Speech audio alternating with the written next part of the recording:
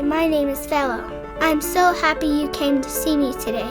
My family and I don't get visitors very often, but every morning my papa has me sweep out our home before I go to school, just in case somebody comes.